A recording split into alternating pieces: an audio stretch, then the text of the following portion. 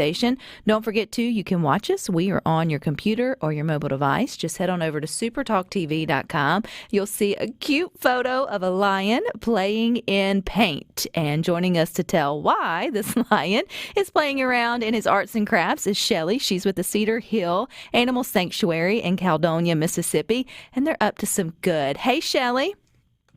Hey, Rebecca. How long has it been since you guys joined us here in the studio to share about all the good y'all do with your lions and tigers? I think it has been about 3 years. That's crazy. Yes, ma'am. It's time flies, but you guys are still up to the same good stuff. Give us, though, a little background if maybe we're not familiar with Cedar Hill. What is it that you guys do on a daily basis with your lions and your tigers and other animals? We are a nonprofit animal sanctuary here in Caledonia, Mississippi. It's a little suburb-type town of Columbus, Mississippi. We've been here since about 1990, a little before then, and we take in abused, abandoned, and neglected exotic and domestic animals, mainly cats. We have big cats and little cats, dogs and horses and pigs and all kind of good stuff. But we've got exotic big cats. We've got lions. We've got 3 lions and 4 tigers and 4 bobcats and a cougar. And a cougar. And about 150 domestic cats. And did they come to you from unfortunate situations where people feel like these would make for great pets, being the exotic ones? Come to find out, they're a little bit tougher to keep, or maybe they shouldn't be kept as pets. Illegal ownership, things of that sort. Yes, ma'am, that's how they come to us. Yeah, yes, and y'all get the opportunity to provide them the best life they can in terms of, you guys staying safe and them staying safe. But I love this enrichment activity that started a few years ago, Shelly, where you guys have somehow figured out how to let the cats have arts and craft time. And I'm laughing because it's the best thing you've ever seen. I hope they go to supertalktv.com and see the photos that you guys shared. We have it scrolling on our screen for people to see. How did this all come about? Well, sometimes we really have to research in how to keep these animals from getting, bored. They're not in the wild. They are in large enclosures. They're not in small cages. They've got very large enclosures, but sometimes we just have to find ways to heighten their senses and give them something to do. So they researched and found that we use non-toxic paint, and sometimes we lace those paints with essential oils that are safe for cats, or different types of food products and stuff, just to get them, and colognes and things of that type, just to get them to roll around on it. Some cats love it and some don't, but the end result is always something quite unique and beautiful. But we started a few years ago, and it has grown exponentially since then. And you guys use this as an opportunity to fundraise for the animal sanctuary. So where will the cats, I guess, art pieces be once you guys have them up and for display? The exhibit is actually going to be at the Columbus Arts Council.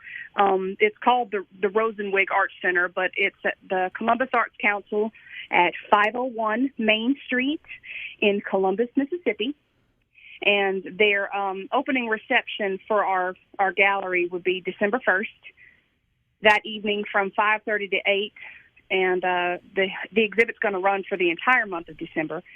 But it's an interactive experience.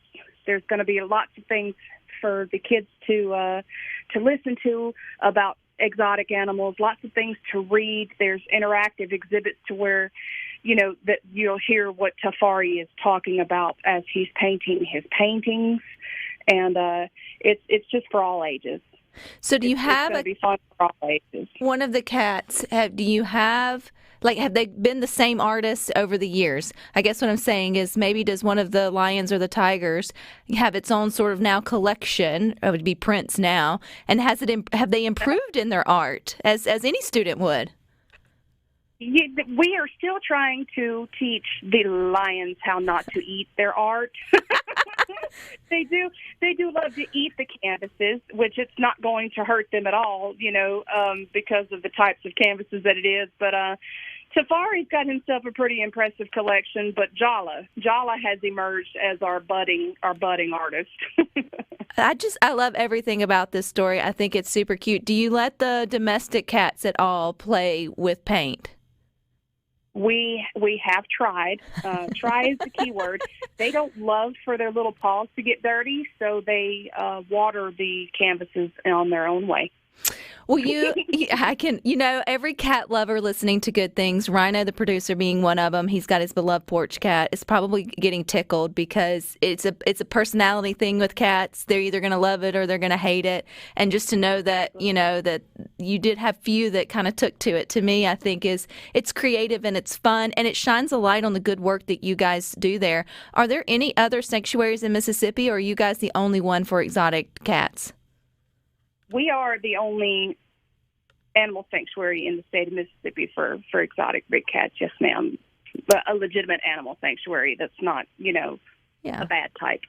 Right, and that's up to good work that gives these... We had to work to get away from the stigma after, the whole 2020 Tiger King thing, But, yes, we are the only one in the state of Mississippi, and we're actually one of the only ones in the South that take FELV and FIV positive domestic cats.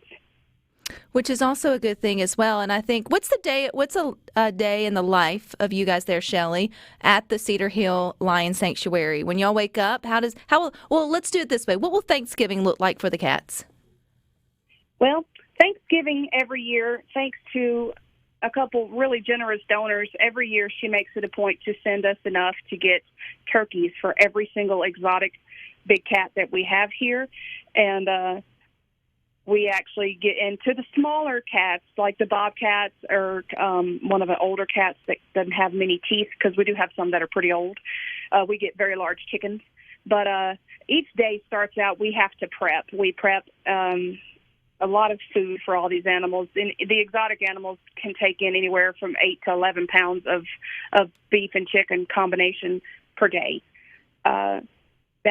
It's a pretty tedious process, and we spend anywhere from 4 to 5 hours each day just with the feeding and the cleaning of the sanctuary, just the necessary things each day to do before we even get to the stuff in the afternoon, like enrichments and, making sure that the littles get one-on-one time and the big cats get their enrichment time. But it's very hectic, but it's very rewarding, and it's a thankless job for sure. But they love their turkeys.